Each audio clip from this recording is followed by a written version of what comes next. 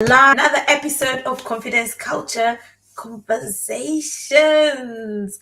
Honestly, like this, I'm loving the consistency that we're building here. And last week we talked about consistency. The more that we keep showing up, the more that confidence culture conversations really becomes a thing, isn't it? So, well done, Kirubai. No, it's a joint effort. But, sometimes, hi, everybody. It's wonderful to be on our next and today's episode. But, it's without Elizabeth's support and supporting each other consistently, we can't and we couldn't have done this. And and is this our 37th episode? I believe it's either 37 or 36. Okay. I get the feeling that it is 38 actually. Oh, okay. So I'm one behind. But anyway, we celebrate the 38th episode today.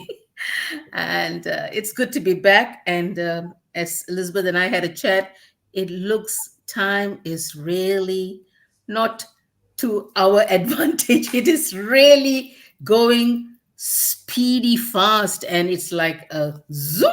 And we are on a next Tuesday. It you can't even stop to think. Hey, we have not digested consistency yet. But you know what? We want to give our best to our audience. And when Elizabeth and I speak, we are empowering each other too, because she brings a different angle to the whole subject, and I bring a different angle, and both our angles meet at the center point, and we give different views and positive views. We also give you the negative views of some of these topics that we speak about. So as I told you last week, we told you last week that this whole month we're going to talk about John C. Maxwell's 15 invaluable law of growth. And today the subject in question that we are broaching together is, does confidence thrive in a conducive surroundings? Do you need a beautiful, conducive, thriving, which is the middle name for Elizabeth, thriving coach?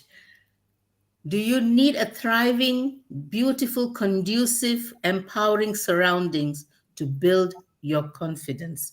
So, Elizabeth, over to you. What do you think? Because you are the master of thriving coach. I love the name thriving coach. And so we want to thrive in our confidence, having the right elements of a proper and a wonderful building surrounding. So what do you say, Elizabeth? Wow. Do you know what? I'm very much in favor of what John Maxwell writes in these 15 invaluable laws of growth. And Mhm. when we talk about the law of environment, like it is so, so, so important. Your environment can affect so many things. Your environment can stop you thriving. Like literally, it can cut you off from thriving. um so it's necessary for us to be in the right environment. And when we talk about the right environment, that could be the people you have around you, it could Mhm. be the room that you are in, it could be your physical environment, it could be your spiritual environment, it could be so many different things, but it's just the surroundings, the surroundings. We don't realize how much our surroundings affect us.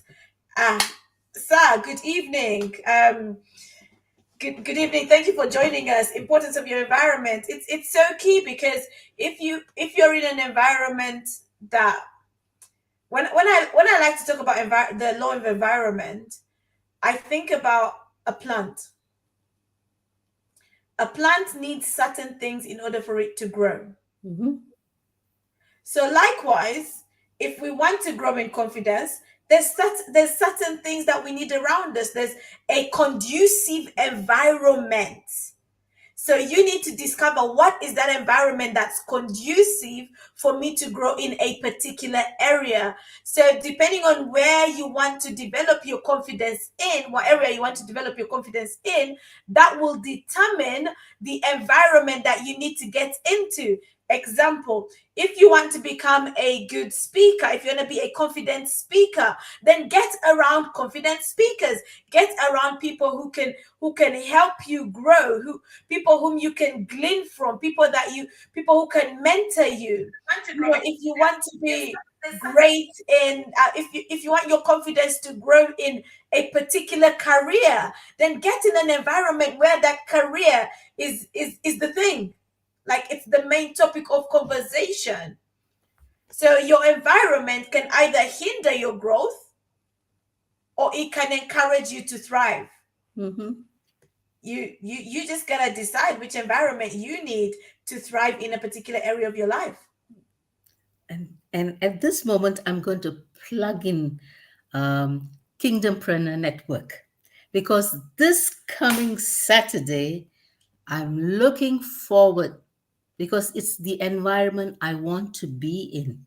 I'm Mm, meeting like-minded people, people who can empower me, and I'm gleaning from some of these people knowledge and wisdom and tricks and trades of being an entrepreneur, and learning skills, importantly, skills for my next change.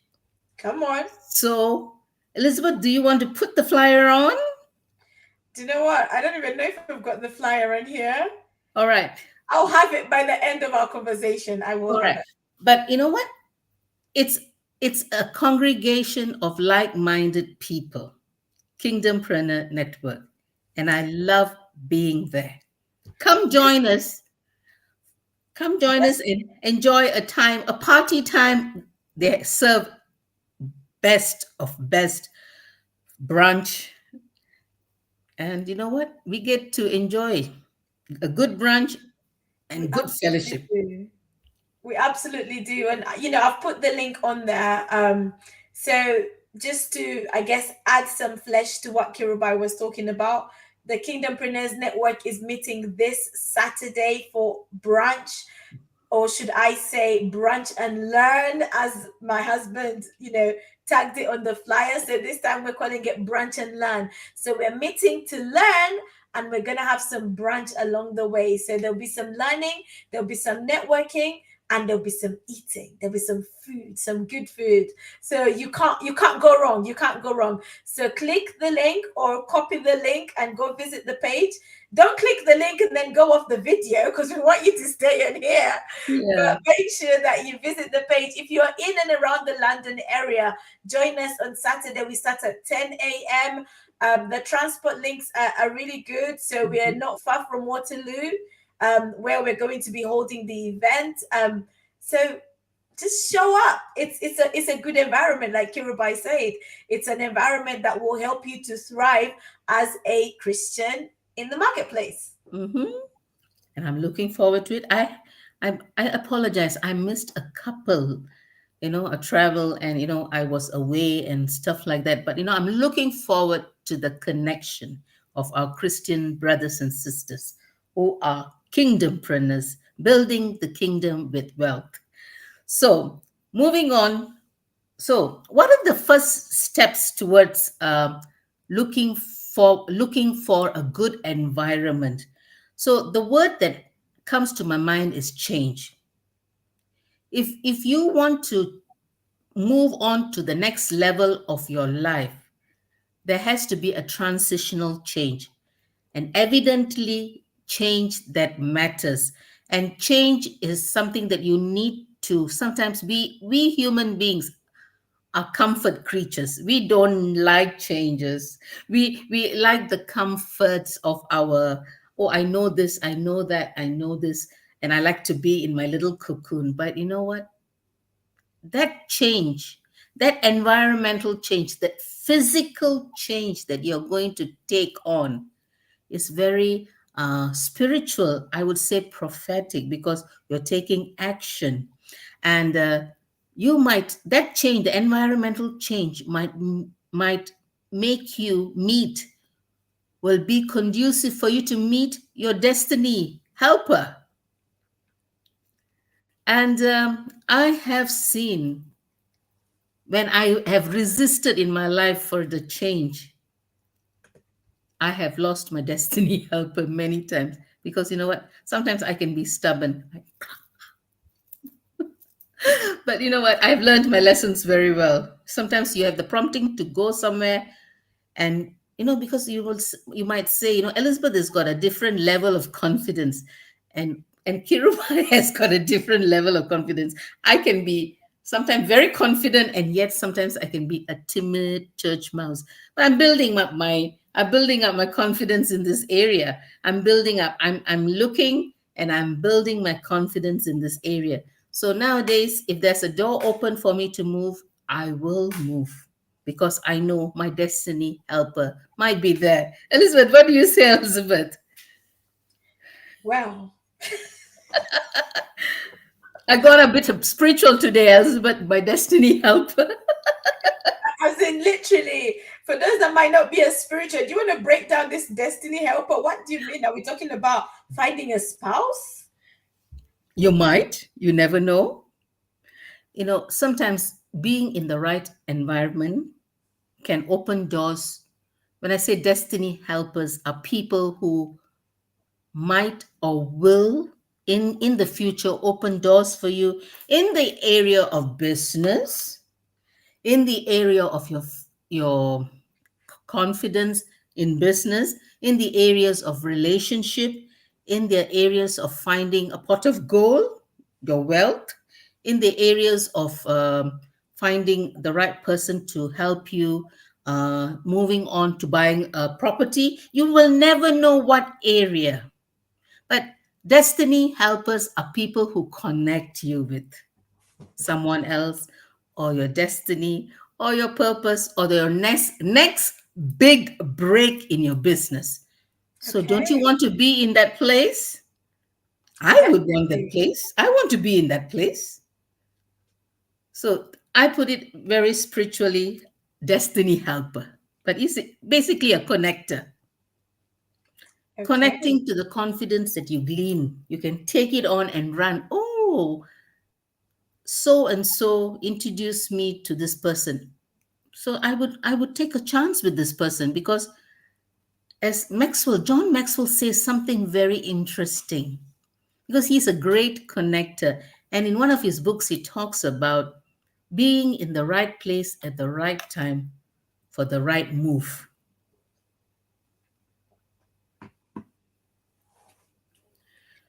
Being in the right place at the right time for the right move. Awesome. And even Pastor Marcus Gill talks a lot about it, being in the right place. So don't you and I want to be in that right place? So let's not hide ourselves and lack the confidence to put up our hands and say we need help, or put up our hands and say we need that connection. Don't be shy. God has given us a mouth to open and speak what we want. Let me shut my mouth now, Elizabeth. You just say God has given you a mouth to speak what you want. So But I why want to hear, I want to hear your side of the story now. I can go on a roll about destiny helpers. I can tell you that. do you know what? It's an interesting one when we talk about like destiny helpers. But I guess if I come back to confidence and the right environment, it's interesting because I look at myself, using myself as an example. And I remember when I was in the 9 to 5 environment, it's not necessarily that I was timid, but it wasn't necessarily the office environment really wasn't the place that you would find me thriving in per se, Mm. because it wasn't the place I was wired for. Let me be honest. I wasn't wired for it. I could do well in it, but I wasn't necessarily, that wasn't my zone. Um, so when I left the office environment, the 9 to 5 environment, I realized that being, running your own business or being an entrepreneur, being a business owner, whatever you want to call us, I realized that you're in a completely different environment where it's almost like the limits are taken off. You've come out of the box and you can sort of dream. You can dream freely, but when you're stuck in the 9 to 5, you're very limited to this 9 to 5 life. You're very limited to how things are done. You never see beyond that 9 to 5.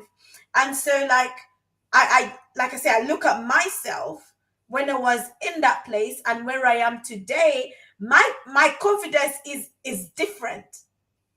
It's different because I have explored it in a different environment. I've explored it in the environment that is conducive for me, conducive for my purpose, conducive for what I was created for. And so it's coming out. It's coming out. It's like, yeah, okay, let's do this. Let's go there. And it's a funny one because I find myself speaking to an audience of people, and I am just loud and going for it.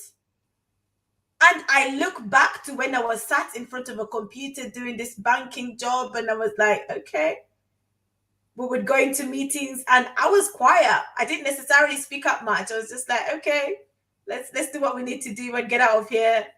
But now, I'll be loud in the room.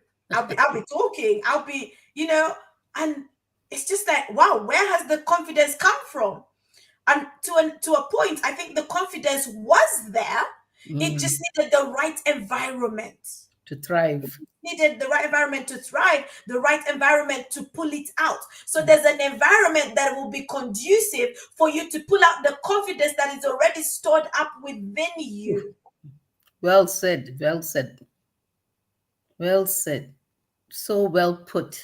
And because each of us carry an assignment, and we need the confidence. This assignment will take place in the conducive surroundings, the conducive place of manifestation, and we have to be in that place. So, movement, change are the words that you need to register, because there is a move that's taking place, a move that takes place in your mindset, because change has to take place first in your mindset, then it can come forth, unfold as an action. So the action is that movement. So there might be many people who are out there might say that they grew up in a negative surrounding. People might have very negative parents, people who spoke down at you. Parents spoke down at you. You were in a school where the teachers spoke down at you, or they were harsh at you. You might be carrying a lot of pain and disappointments because the environment didn't suit you. And you might have had friends who said, oh, you are so brown, you are so fat, you are so tall, you are so thin. People who were speaking down and condemning you. But you know what? That is not a place for you. Yes, you were in a school, but you have moved on from primary to secondary. But you know what? What you have gone through in this not so nice environment has made you who you are today in a positive way. So we are grateful that these things. I mean, I'm talking about myself. Some of the environment that I grew up with, especially back in primary school, I had a horrible teacher who always spoke down at me. But you know what? I am happy she spoke down at me, because I started exploring. How can she be so wicked towards me? I started exploring and started building myself up. I had a few good friends and a very positive friends that tried, and positive teachers too in the secondary school. in my later years where teachers started encouraging me. So, we can never see our past and say it always made, what shall I say, it was our footpath to something that we are today. Because we will never do that to someone else. Elizabeth, don't you think so? How we were treated before. So I'm a big advocate for having good, positive surroundings at home, at play, in church, wherever you are. Definitely, if you look at different environments that, for example, children are growing up in, Mm, you will see them exhibit a certain behavior when they're at school, for example. mhm, And when someone behaves a certain way at school, you start to think, what is the environment like at home? mhm, And sometimes when they come back home and they exhibit a certain behavior, you start to think, what's the environment like at school? mm, Because whether we like it or not, our environment is impacting us. Whether we like it or not, it's impacting us. And it's a situation of whether it's impacting us positively or negatively. So we need to be conscious of the environment that we find ourselves in. When I was in school, one of the things I used to say to myself, or one of the things I knew about myself, which self-awareness is really good, guys. Self-awareness, get into a place of greater self-awareness. One of the things I knew about myself is that I am more of an influencer than an influencee. mm, So I remember one time I was in secondary school and I made a decision not to hang out with the Christian friends per se, but to hang out with the not so strong Christian friends, because I knew that I had something in me, a light in me that could influence them and pull them up. mhm, Not that they were going to pull me down.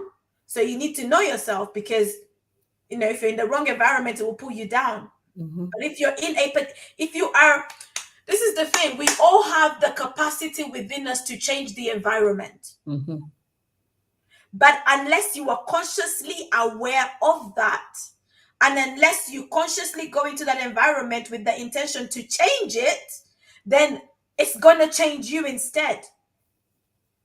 So you need to be aware of that, because you might be a very confident person and then you get into a place where there's so much negativity, or there's so much there's so much tension, to the point that you lose your confidence mhm, because of what's going on in that environment. Or there might be so much like a competition culture that you start to lose your confidence, mhm. or you shy away from being as confident as you were. So you need to look at the environment that you're currently in and start to think, what things in my environment are affecting me positively or negatively? What things are affecting my confidence negatively or positively? Because everything around you is affecting you, Mm. and you're affecting it, right? So you just need to determine who's affecting who more, literally. Yesterday, so one of the things that myself and Kirubai are part of, we attend an institution called One Rock International. Mhm. And in our class yesterday, we were talking about feedback, and different types of feedback. So performance-based feedback and behavior-based feedback, and looking at different models. And one of the points that was raised, which was a very interesting point, and I think that point needs to be explored, was the fact that sometimes our cultures and the different countries that we are coming from Mm. affect how we give or receive feedback. And most of the feedback models don't necessarily take that into consideration. And so as we're talking now about like confidence, and I was just thinking to myself, some of the environments that some of us might have grown up in, or some people might have grown up in, that can really affect your confidence. Because when I was a few hours ago, myself and my husband and my daughter were out and about, and I was reflecting on that class of feedback, and I also a memory came to mind. One time we were sat somewhere in a takeaway, and there was a gentleman on the phone, and this gentleman was really shouting down his phone. He was shouting. He was having. He was. It wasn't a conversation he was having. He was giving somebody a good telling off. And as we tried to get on with what we were doing, we couldn't help but hear his conversation. And in his conversation, it sounded like he was speaking to a child. And he was literally insulting the child for not performing well in exam. Oh. And I remember thinking to myself, oh my days, he is saying some very harsh things.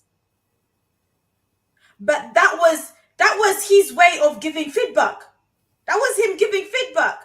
And I was like, ouch, that feedback is too much. And in some of our cultures, our cultures, the way that we give feedback can break somebody's confidence. Mhm. And so that cultural environment is not great for some people's confidence. That's the reality. As much as we love our cultures, sometimes our cultures can be a hindrance. Sometimes our cultures can be the very thing that is holding us back because we're embracing a cultural way of doing things. It can be the very thing that is robbing us of our confidence. Mhm. So true. It's a communication skills that we have to work on. Communicate with positivity, Mm. and lots of us struggle with that, and but that's a learning curve itself, Elizabeth. So just to add on to what you're saying, if you come from an abusive parents as a child, you will tend to also be abusive Mm. in your future relationships. If you are a drunkard, there is a high tendency that you will turn out to be a drunkard in future. So your environment actually, as children, you are seeing your parents as role models, negative role models. If you're constantly fighting, you carry that into your future relationships. If your parents who do not know how to manage money properly, there is a high chance that you carry it into your future uh, working life. So everything falls back on your how your environment, your conducive environment was positive or negative. Don't you think so, Elizabeth? So to break the chain, there are ways you can break that vicious cycle. It's all about whether you want to take that first step of confidence. That first step, the stepping stone is you need is confidence to break out and go forth into the new conducive environment that you want to embrace.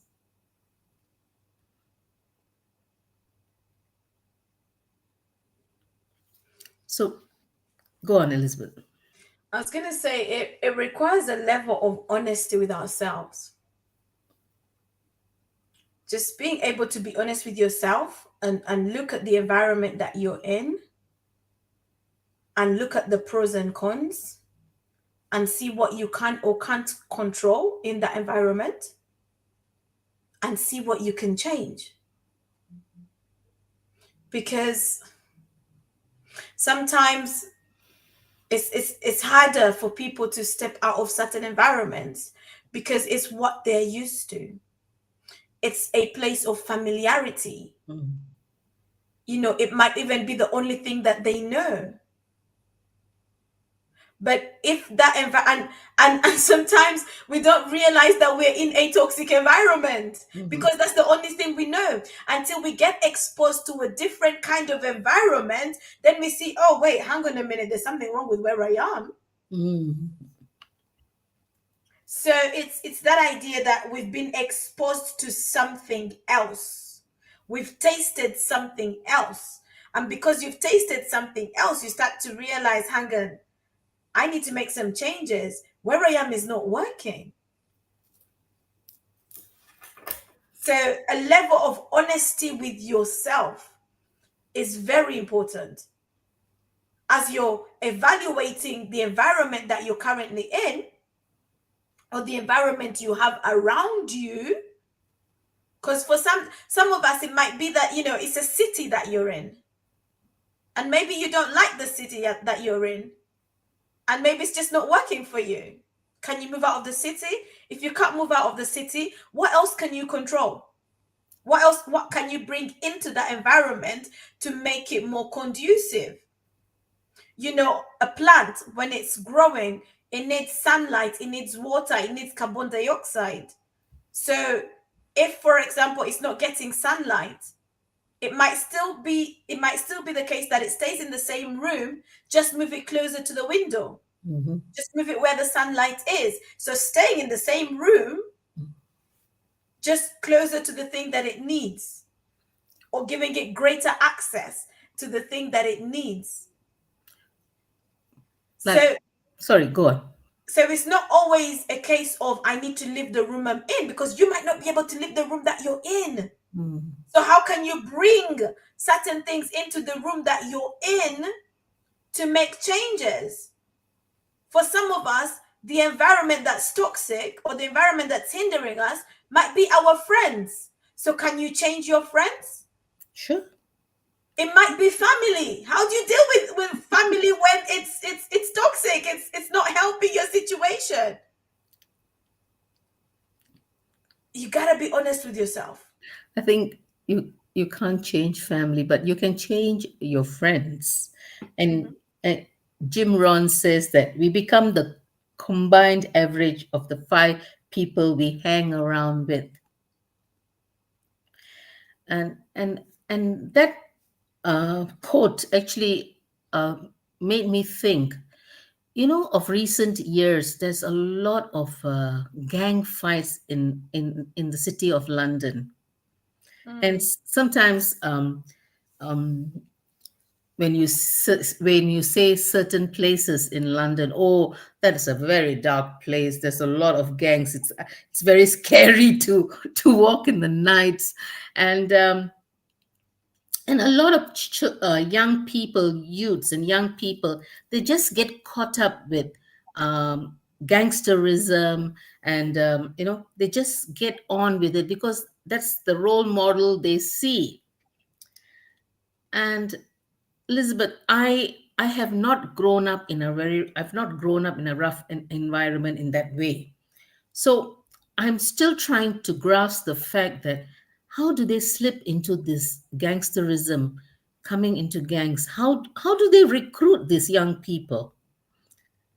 It's something that I always wondered, because every other day there's some knife stabbing somewhere, somebody's been killed, one finger cut off, somebody shot dead, and it's a constant thing in this rough city of London. So it always makes me wonder. I'm sure it's something to do with the environment. It's a lot of things. It's a lot of things. And that's probably like a whole nother topic. But there's also resources out there that you can look into that will further explain some of those issues. Particularly like resources by people who have been in sort of the gang life and have come out of it. But environment plays a big part. There are a lot of people who move out of a particular area because they see the trend. They see a trend in that area.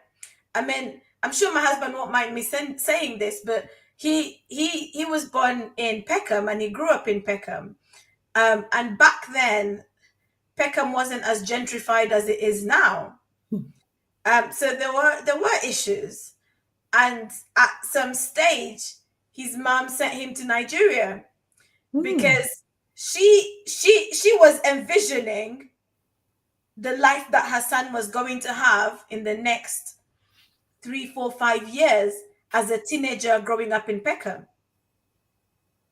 So she sent him to Nigeria for a good couple of years. Okay. She had a lot of foresight, huh? Yeah, and for her, that was her way of let me get him out of this environment into a different environment. And thank God, by the time he came back, he wasn't part of any gangs or anything like that. I mean, that's not to say that those that stayed there all ended up in gangs, because not all of them did. But there's an environment that is conducive for that kind of life. That's the sad reality. There is an environment that is conducive for it. But in the times that we're living in today, these guys are advanced in what they're doing. They're going to different areas to recruit nowadays. They're going to different areas, so it could be an area that you least expected, that they're recruiting young people. So that's why I say this is a whole nother topic. And there's organizations that are going out into schools and speaking to young people about all of that to help young people not to get caught up In gangsterism. in gang life. Yeah, you're the great example. You do that all the time. You go into schools, and I think the starting point is in schools where they slowly and surely they are already priming them to join gangsterism. So it starts from schools. That while the young people walk walk to, walk to school and walk back, they're already seeing that the rebellious, the ones that stand up. So Elizabeth, I know you can shed some light because you do work with young people in schools, right? And adding positivity and building their core values. You start from young, and that helps them to keep a very sound mind in being in the right place, right environment. Do you know what? As a parent, you need to do as much as you can to create the right environment around your child. Whatever you have the power to do. Some people will say, I don't have the finances to move out of my neighborhood. So if you don't have the finances to move out of your neighborhood, what can you control in that little space to ensure that your child does not end up in being a certain statistic? Because that's what's happened. That's what's happening. I remember talking about different organizations that speak to young people about this. So one time, I was with members of the Fix Up team, and we were in a school. I think it was not necessarily in Birmingham, but it was on the outskirts of Birmingham. And that particular day, there was an organization that came in to speak to the young people about gang life.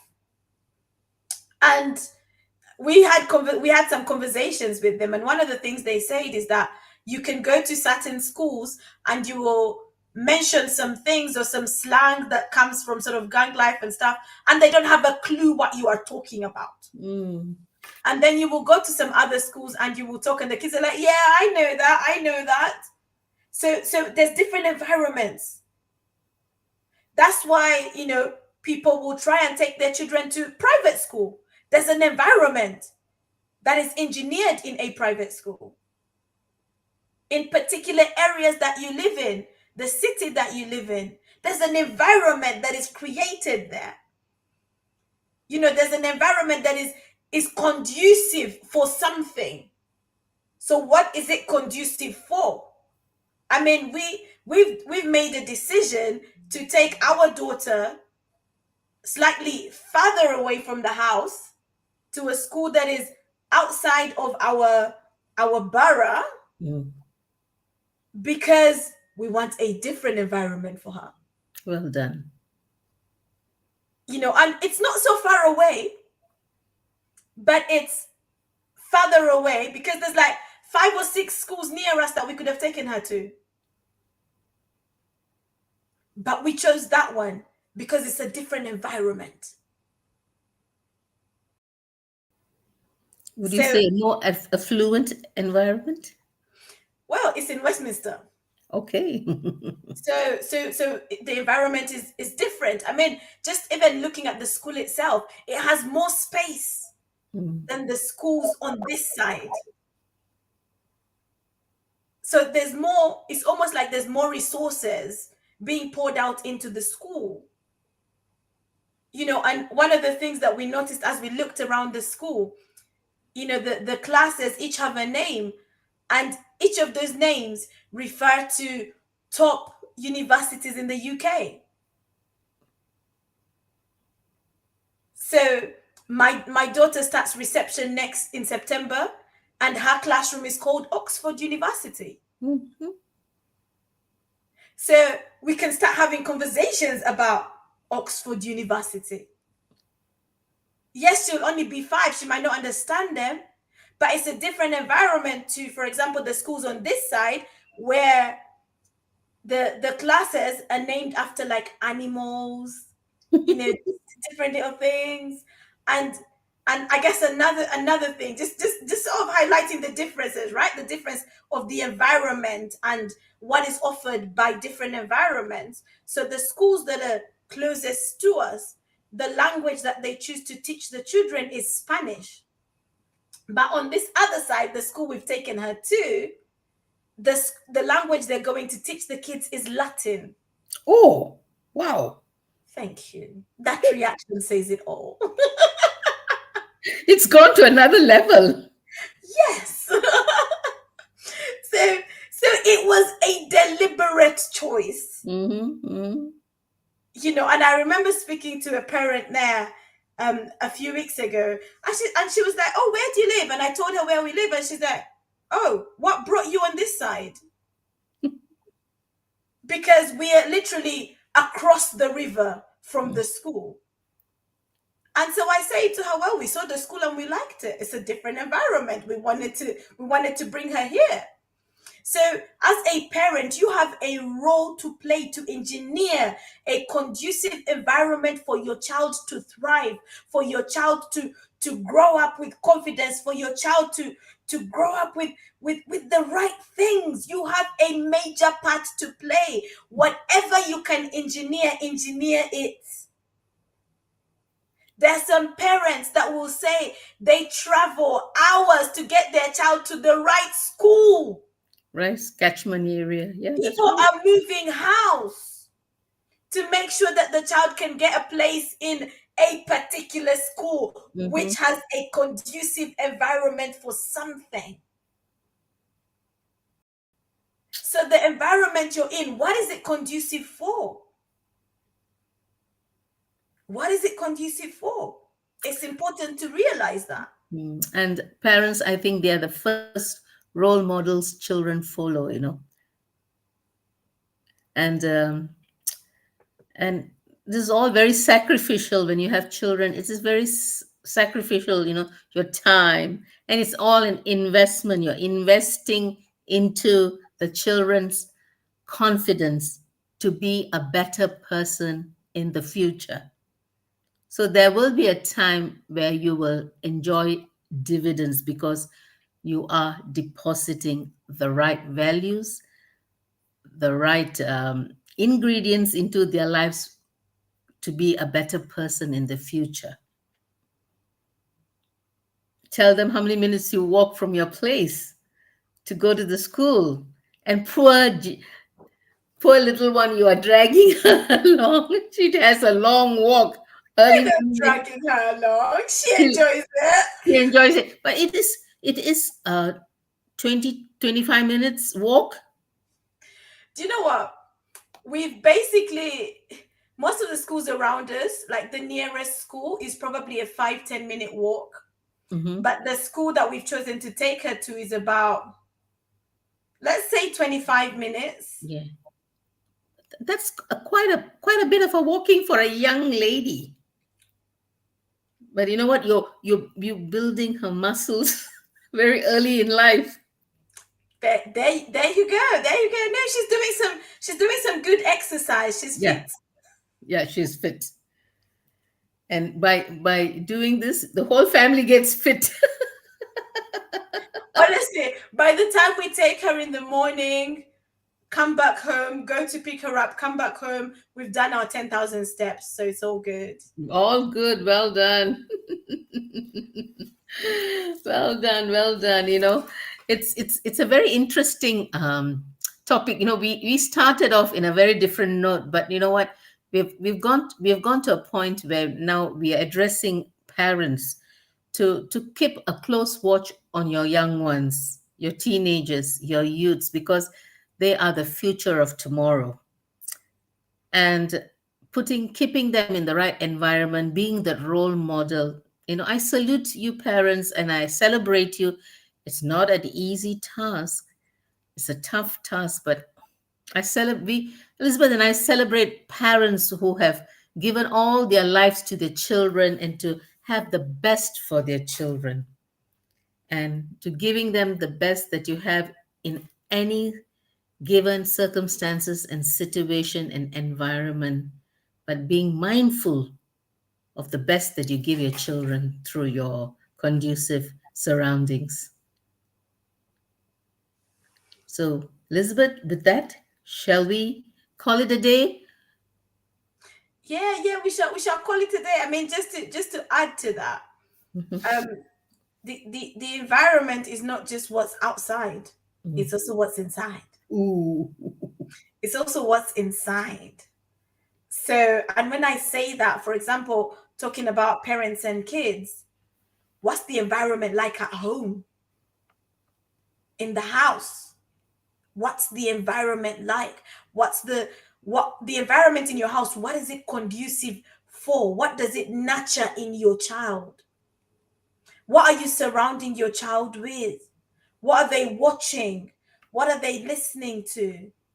All those things will affect the soul of your child, will affect how your child develops. But you as a parent have a responsibility Mm. to engineer the right environment for your child. Don't leave society to create an environment for your child. I would even say don't leave the church to create an environment for your child. You do what you need to do as a parent to engineer the right environment for your child to thrive, for your child to grow in their confidence. You have every part to play. And part of engineering the right environment for your child is the words that are coming out of your mouth concerning that child. As parents, let's be conscious of what we're speaking over our children. Let's be conscious of what we are speaking to our children because all those things are affecting them. Whether you like it or not, they're affecting them. They're watching, they're hearing. Sometimes you might whisper some things you think they've not heard. They're hearing you, they're watching you. So be conscious. And like Kirubai said, our children are the leaders of tomorrow, the next generation of tomorrow. You know, sorry, let me just digress slightly. Before going back to the times before I was married, right? And you meet some men who can't cook. And I remember thinking to myself, what did his mother do? His mother cooked for him. She did not train him up to be to be independent in that sense. So as we are raising up our children, don't just raise them up based on the child that you're seeing today. Raise them up as the leader of tomorrow that they're going to be. Based on the potential that you are seeing within your child, engineer the environment. If you want your child to one day be an amazing husband, an amazing wife, train them up with those skills as they're growing up.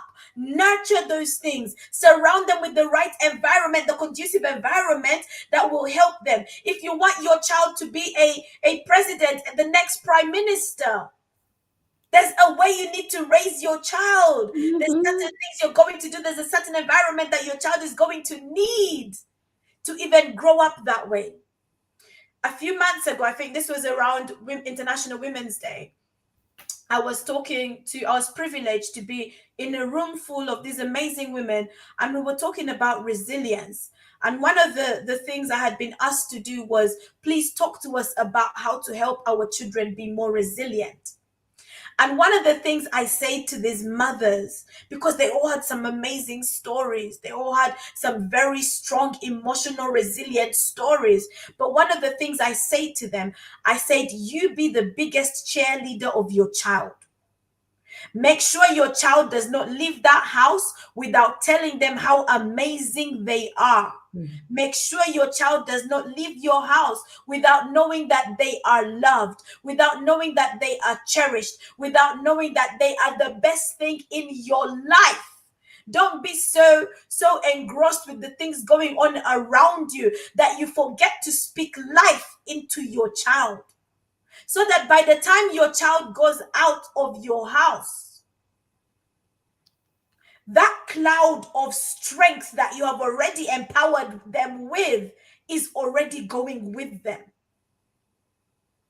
I go through affirmations with my daughter. We do it on the way to nursery, so that by the time she gets to nursery, I have already trained her subconscious. We have already gone through some stuff in her subconscious so that she knows I am beautiful, I am amazing, I am strong, I am a child of God. Like we go through it. I am confident. We go through it. She's only 4 years old. But I am being intentional because I want her subconscious to realize that I'm not like other kids. I'm different.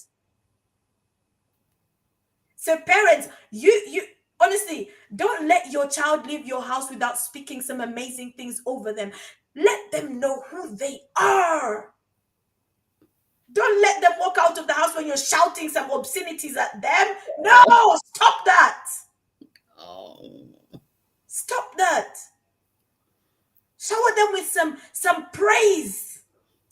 Let them know that my mom, my dad, my auntie, my uncle, they are my biggest cheerleaders. They are in my corner cheering me on, literally. And I'm gonna try and like tone this down because Kiruba, you started something. I one of the things that I'm passionate about is the next generation. And I think that's why I love to work with women, because women seem to have fast contact with that next generation. We seem to be the ones doing most of the work. Yes, the men are doing work too, but I see a lot more women than I see men. And maybe that might be my environment, but that's what I see. But when you empower a woman, you're empowering some little kids around her. That's why I like to work with women. But honestly, just as we said about engineering the right environment for your child to thrive, for your child to grow in their confidence, do that for yourself. Do that for yourself. Engineer the right environment around you.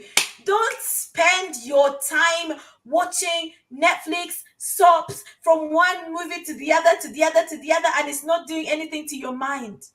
Read. Develop your mind, develop your subconscious, build your inner man. Whatever you need to do, build your inner man. There's an inner man inside all of us. Build your inner man. And yes, that might be some spiritual stuff you need to do. It might mean reading a book. It might just do something. Do something to build you. That's part of creating the right environment. Because some of you might be in a toxic environment that you might not necessarily be able to get out of. So build you so that you will become so empowered that cage just comes off. Falls off you. Just come off. Yeah. You become so big to the point that you start to realize that this room cannot contain me anymore. I need to get out. Elizabeth, you're on fire. Fire, You fire. started it, Yoruba. You started it. You start something up, and now, yeah, You're now fire. I need to turn down the fire so we can all, call it a day. Have you got the flyer to show? I forgot. It's all right. It's okay. You put I forgot. But you know what? People can just go to the Kingdompreneurs page. So if you are in and around the London area, please join us on Saturday for a brunch and learn. I will share it on my social media probably between tonight and tomorrow. And so you'll be able to find it. Or if you're on Instagram, just visit, like, follow the Kingdompreneurs Network, and we're good to go. We're good to go. So that's me. That's me done, Kiruba. If you let me keep going, I'll keep talking. So let's call it a day. Have a good evening or a good morning or a good afternoon. We will come online again next week, every Tuesday at 7 p.m. UK time. And we will look forward to bringing another exciting, invigorating topic from John C. Maxwell, 15 Invaluable Laws of Growth. And Bye if you now. don't have the book, get the book. I don't know, you can see it. Yep. Yeah. Right. Thank you all for joining us. If you watch the replay, just put a comment, say hello, #replay. Let us know that you were watching this. Like, share, subscribe, all those things that you need to do. If part of this conversation has triggered something in you, please feel free to reach out to us. Let us know. We like to hear some comments. We would love to have more of the conversations, if we can. Polash, thank you for joining us. Right. Well, God bless you. Enjoy the rest of your day, and we will see you soon for another episode of Confidence Culture Conversations. God bless you.